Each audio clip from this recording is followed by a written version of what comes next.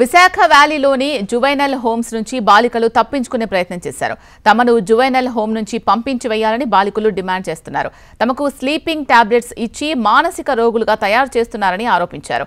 ఇవాళ మరోసారి Visakha juvenile home నుంచి బాలికలు బయటకొచ్చి హల్చల్ చేస్తున్నారు. సిబ్బంది తమను వేధిస్తున్నారు అంటూ ఆందోళనకు దిగారు.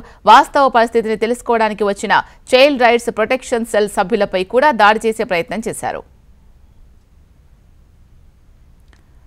బాలికల ప్రవర్తనపై అటు మహిళా సంఘాలు కూడా ఆందోళన వ్యక్తం చేస్తున్నాయి. అధికారులు స్పందించి వారికి చికిత్స అందించాలని డిమాండ్ చేస్తున్న చైల్డ్ రైట్స్ ప్రొటెక్షన్ సభ్యులు సీతారాంతో మా విశాఖ ప్రతినిధి Anuradha face to face.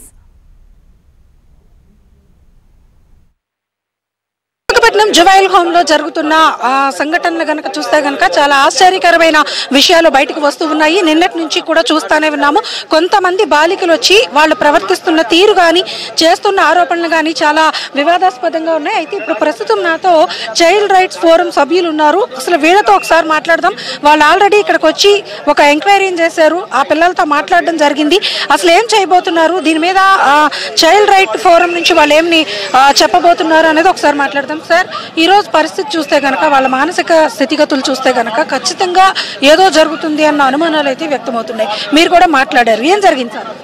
Andhra Pradesh child rights commission chairperson Kesala Apparao garu మెంబర్గా నేను కూడా ఈరోజు రావడం జరిగింది. ఆ పిల్లలతో మాట్లాడదామనే తనకు సందర్భాన్ని కల్పించుకొని మేము రావడానికి వెళ్తున్నట్లయితే వాళ్ళు మా పైన కూడా దాడి చేయడానికి వచ్చారు. దాన్ని అయితే మేము పూర్తిగా ఖండిస్తున్నాం. ఎందుకంటే కమిషన్ అనేది ఒక స్టాట్యుటరీ బాడీ. అసలు ఏం జరిగిందని అధికారులతో మాట్లాడడానికైనా పిల్లలతో మాట్లాడడానికైనా ఆస్కారం లేకుండా గేట్ నుంచి లోపలికి కూడా వెళ్ళకుండా చేస్తూ ఉన్నారు. ఇదైతే మంచి పద్ధతి కాదని చెప్పి మేము చెబుతూ ఉన్నాం. దీనిపైన సీరియస్గా కూడా మేము తీసుకొని జరుగుతాం. ఎందుకంటే కొన్ని వ్యవస్థలు పనిచేస్తున్నాయి. చైల్డ్ వెల్ఫేర్ కమిటీ కానివ్వండి, మిగతా అంశాలు కానీ పనిచేస్తున్నాయి. ఈ పరిస్థితుల్లోని మేము వెళ్ళిపోతాం, గేట్లు తీసేయండి అని చెప్పి చెప్పడం మంచిది కాదు. ఎందుకంటే చట్టంతో విభేదించబడ్డ పిల్లలు వాళ్ళు మానసికంగా పరివర్తన చెంది బయటికి వెళ్ళాలనే ప్రభుత్వం తాలూకు ఆశయాన్ని తూట్లు పొడిచే విధంగా ఉంటాయి. అలాగే చట్ట ప్రకారం ఏవైతే చర్యలు తీసుకోవాలో దాని కూడా విఘాతం కలిగించే అంశంగా పరిగణిస్తున్నాం. సార్, అంటే ఇప్పుడు ఆ పిల్లలు చేస్తున్న ఆరోపణలు కొన్ని చూస్తుంటే కనుక మమ్మల్ని లోపల ఇబ్బంది పెడుతున్నారు, మాకు కొడుతున్నారు, లేకపోతే ఇతరత్ర ఏదో కారణాలు వాళ్ళు చెప్తున్నారు. అలాగే అధికారుల వెర్షన్ కనుక మనం చూసుకుంటే కనుక ఖచ్చితంగా చట్టంకి నిబంధనలు ఉంటాయి, నిబంధనలకు లోబడే ఇక్కడ ప్రతిచర్య ఉంటుందని వాళ్ళు చెప్తున్నారు. సో ఇవన్నీ ఎలా పరిగణించాలి? ముందు వాళ్ళ మానసిక పరిస్థితి చూస్తుంటే కనుక కొంత అభ్యంతరకరంగా, కొంత ఆవేదనకరంగా ఉంది. ఈ పరిస్థితుల్లో మీరేం సజెస్ట్ చేస్తారు? మేము మొత్తం టోటల్గా పిల్లలతో మాట్లాడడానికి, అధికారులతో మాట్లాడడానికి, చైల్డ్ వెల్ఫేర్ కమిటీ వాళ్ళతో మాట్లాడడానికి రావడం జరిగింది. మాట్లాడడానికి కూడా ఛాన్స్ ఇవ్వట్లేదు పిల్లలు కూడా. ఎందుకంటే మా పైన కూడా దాడి చేయడానికి వస్తున్నారు. ప్లస్ అక్కడ రెండోది ఏంటంటే మాకు ఎస్కార్ట్ ఉన్న పోలీసుల పైన కూడా దాడి చేయడానికి వస్తున్నారు. దీన్ని అయితే చైల్డ్ రైట్స్ కమిషన్ అయితే తీవ్రంగా పరిగణిస్తుంది. ఎందుకంటే చట్టంతో వాళ్ళకి ఆ రకమైన మానసిక పరిపక్వత లేదు అన్నది వాళ్ళ ప్రవర్తన బట్టి అర్థమవుతుంది. సో మీరు చైల్డ్ రైట్స్ ఫోరంగా అంటే మీరేం చెప్పాలనుకున్నారు? అంటే వీళ్ళు ఇట్లాంటి ఇవి జరుగుతున్నప్పుడు ఎలాంటి చర్యలు తీసుకుంటే బాగుంటుందని మీరు సజెషన్ చేస్తారు? మేము ఇప్పుడు కొంతమంది డాక్టర్లతో మాట్లాడడం జరిగింది, సైకియాట్రిస్టులతో మాట్లాడడం జరిగిన తర్వాత వాళ్ళు అనేది ఏమంటున్నారంటే కొంతవరకు వాళ్ళకి మత్తు మందులు అంటూ ఆల్ఫాజోలం లాంటి టాబ్లెట్లు ఇవ్వాల్సి వస్తుంది.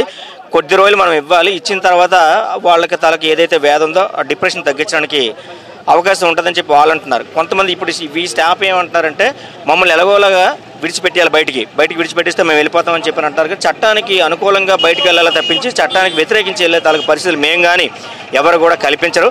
వాస్తవంగా అయితే మాత్రం ఇది పూర్తిగా దీనిపై నివేదిక కూడా ఇప్పుడు మేము వచ్చున్నాం కాబట్టి అధికారుల దగ్గర నుంచి కానీ, జిల్లా కలెక్టర్ గారి దగ్గర నుంచి కానీ, పోలీస్ కమిషనర్ దగ్గర నుంచి కానీ నివేదిక అయితే కోరుతున్నాం. ఇది ఇక్కడ ఏదైతే ఇప్పుడు మనం చూస్తున్నాము జువైనల్ హోమ్ దగ్గర ప్రస్తుతం సిచ్యువేషన్ అయితే నిన్న ఏదైతే ఎంతైతే ఇంటెన్సిటీ చూసామో అదే ఇంటెన్సిటీ ప్రస్తుతం కూడా కొనసాగుతూ ఉంది. ఆ పిల్లల ప్రవర్తన సరళి మనం చూస్తే కనుక అర్థమవుతూ ఉంది మనకి. ఎందుకనంటే నిన్నటి నుంచి కూడా వాళ్ళ వెర్షన్ చెప్తూ ఒక ఆవేదన అయితే వ్యక్తం చేస్తున్నారు. కానీ వాళ్ళు మాట్లాడే తీరు కానీ, వాళ్ళు ప్రవర్తిస్తున్న తీరు కానీ అభ్యంతరకరంగా ఉంది. ఇది మేము ఖచ్చితంగా దీని మీద నివేదిక అయితే కోరుతున్నామని చైల్డ్ రైట్స్ ప్రొటెక్షన్ సెల్ వాళ్ళు కూడా చెప్తూ ఉన్నారు. అలాగే ఇప్పుడు ప్రస్తుతం అధికారుల వరకు వాళ్ళ వెర్షన్ కనుక చూసుకుంటే కనుక ఇక్కడికి వచ్చిన ప్రతి ఒక్కరి మీద దాడి చేసే ప్రయత్నం చేస్తున్నారు. ఇవి కూడా అభ్యంతరకరమైన విషయాలు. అలాగే అసలు ఇక్కడ వస్తున్న ఆరోపణలు కానీ, జరుగుతున్న పరిణామాలు కానీ ఏమున్నాయన్న దాని మీద ఖచ్చితంగా మేమైతే మాత్రం ఒక నివేదికనైతే కోరుతున్నాము. దీని మీద ప్రత్యక్షంగా పూర్తి అధికారగణం అంతా కూడా దీని మీద స్పందించాల్సిన అవసరం ఉంది అని చెప్తున్నారు. మనం చూడొచ్చు విజువల్స్ లో వాళ్ళు ప్రవర్తిస్తున్న తీరు కానీ అదంతా కూడా కొంత ఏమి అని అంటే వాళ్ళంతా కూడా మానసిక పరిపక్వత లేకుండా ప్రవర్తిస్తున్నారు అన్నది ఇప్పుడు ఇక్కడికి వచ్చిన సిచ్యువేషన్స్ వాళ్ళందరికీ కూడా అర్థమవుతుంది. అయితే అంతటి తీవ్రమైన పరిణామాలకు వాళ్ళు ఎందుకు వెళ్లాల్సి వచ్చింది, అంత ఆవేదన ఏంటి, నిజంగా కేసుల్లో వీళ్ళు వచ్చి ఇక్కడికి వస్తే కనుక వాళ్ళు పూర్తిగా పరిపక్వత చెందిన తర్వాతే వాళ్ళని బయటికి తీసుకెళ్లి ఆ పరివర్తన రావాలన్నది ఇక్కడికి వచ్చే సారాంశం. కానీ అది జరగకుండా మరికొంత డిఫరెన్స్గా ఇక్కడ ఉన్న పరిస్థితులు ఉన్నాయి కాబట్టి ఖచ్చితంగా దీని మీద మేము ఒక నివేదికను అయితే కోరుతాము. ఆ నివేదికలు వచ్చిన తర్వాత తదుపరి ఎలాంటి చర్యలు తీసుకోవాలన్న దానికి ప్రభుత్వానికి కూడా ఒక సజెషన్ అయితే మేము ఇస్తామని చెప్పేసి అని అంటున్నారు. ఇది ఇక్కడ తాజా పరిస్థితి. వీడియో జర్నలిస్ట్ ధనుష్తో అనురాధ, HM TV, విశాఖపట్నం.